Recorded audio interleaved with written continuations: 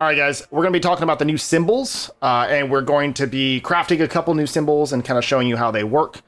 So let's go ahead and dive into it. We've got professions, and let's head over to alchemy. And as you can see, we can craft all these new symbols. We're not going to be really crafting these basic or these common ones. We're going to be crafting these green ones right here. So green, red, and purple.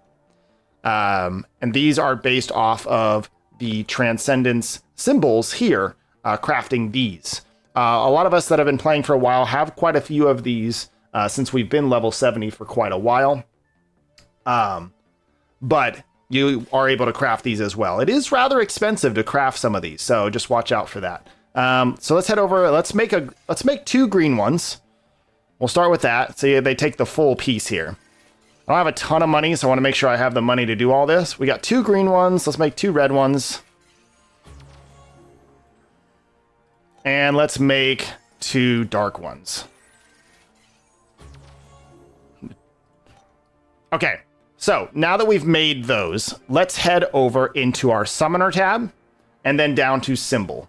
So in this new symbol window, we've got Equip Symbol, obviously, and then we've got Combine Symbol. So Equip Symbol, pretty easily. We check out our symbols, and we decide which one is best, and we're going to throw it into our symbol wheel here. So let's look at between these two. Support monster attack, probably better than water monster precision.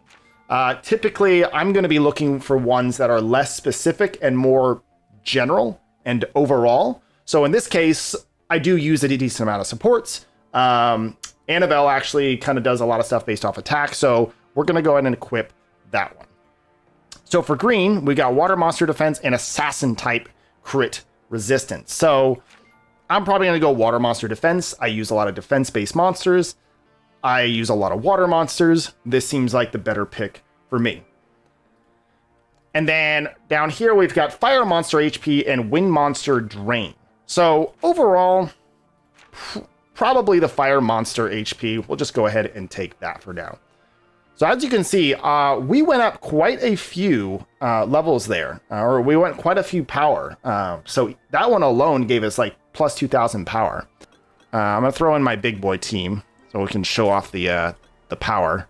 So we are now at 626. Earlier we were at 621.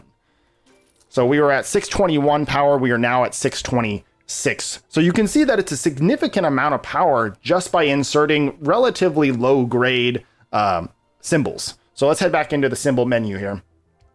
So this last slot is actually a random one, and we get a random one by combining symbols. So these were symbols that were left over. We didn't think they were that great. We press the combine button, and we are always going to get a white one or a yellow one, whatever it is. In this case, it's monster defense and wind monster precision. Not really that great, so I'm going to be looking to swap this out here relatively soon. And as you can see, it does not cost anything to remove. So you can play around with these as much as you want, and you don't have to feel bad about equipping them or anything. So as you can see, I just inserted 4 symbols, and my power level jumped from 621 all the way up to 627. So that's a pretty significant jump. I believe, yeah, you can see now I've got symbol power here. My Teor is 1.1% of his power is coming from symbols. We've got my 1.2%. This was the fire monster HP, right? 1.2% of his power is coming from the symbols. Same thing with Annabelle. 1.3% is coming from the symbols. Let's go to something like this. Don't have a lot coming from symbols. So let's go back to the symbol page one last time. The Sertatas there, the Sertidias, he was getting a little bit of a bonus from this overall all these monster defenses right here. So really quite simple. I am expecting, because these are green, so let's go back to the crafting menu.